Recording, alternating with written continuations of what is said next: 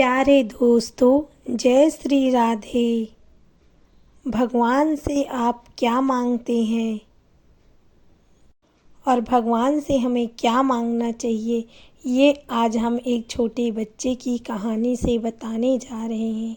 आइए शुरू करते हैं। एक बार एक नगर के राजा के यहाँ पुत्र पैदा हुआ।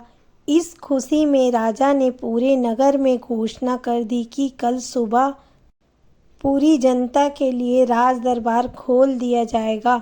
जो व्यक्ति सुबह आकर पहले जिस चीज को हाथ लगाएगा वो उसी का हो जाएगा। पूरे राज्य में खुशी का माहौल छा गया। सारे लोग खुशी से फूले नहीं समा रहे थे। कोई कह रहा था कि मैं तो सोने की कलश पे हाथ लगाऊंगा। किसी को घोड़े का शौक था तो कोई बोल रहा था मैं तो हाथी को ही हाथ लगाऊंगा। इसी तरह सारे लोग रात भर यही सोचते रहे कि सुबह वो किस चीज को सबसे पहले हाथ लगाएंगे। जैसे राजा ने जनता को बोला था वैसा ही किया। सुबह जैसे ही दरबार खुला, सारे लोगों का राजा ने राज दरबार में स्वागत किया। जैसे ही सबको अंदर आने का आमंत्रण दिया, सभी लोग राजमहल में रखी कीमती चीज़ों पर झपट पड़े। सबके मन में डर था कि कोई दूसरा पहले आके उसकी पसंदीदा चीज़ों को हाथ ना लगा दे। कुछ ही देर में दरबार का माहौल बड़ा अजीब हो गया। सारे लोग इधर उधर दौड़ रहे थे।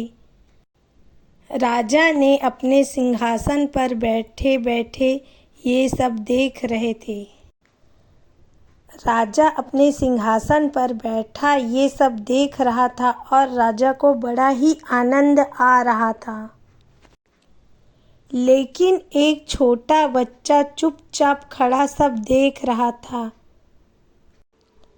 और राजा उसे देखकर ये सोच रहे थे कि यह छोटा बच्चा क्या सोच रहा है।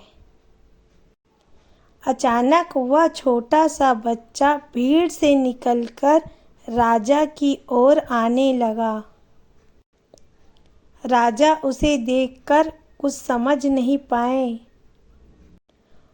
और वह बच्चा राजा के पास आकर चुपचाप खड़ा हो गया और राजा के और नज़दीक आया और उसने राजा को हाथ लगाया। अब राजा उसका हो चुका था। इस तरह राजा की हर चीज़ उसकी हो गई थी। राजा उस बच्चे की समझदारी देखकर मुस्कुराए और राजा यह सब स्वीकार कर लिया। इसी तरह जैसे राजा ने जनता को मौका दिया, वैसे ही हमारा ईश्वर हमें रोज़ाना मौका देता है कुछ ना कुछ पाने का। लेकिन हम नादान हैं और ईश्वर की बनाई हुई चीज़ों को पाने की पूरी शक्ति लगा देते हैं।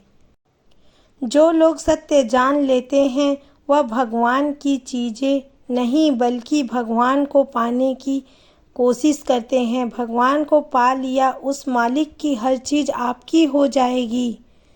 अपना कीमती समय उस ईश्वर की स्तुति करने में लगाओ, उसे पाने की कोशिश करो, फिर उसकी हर चीज़ आपकी हो जाएगी।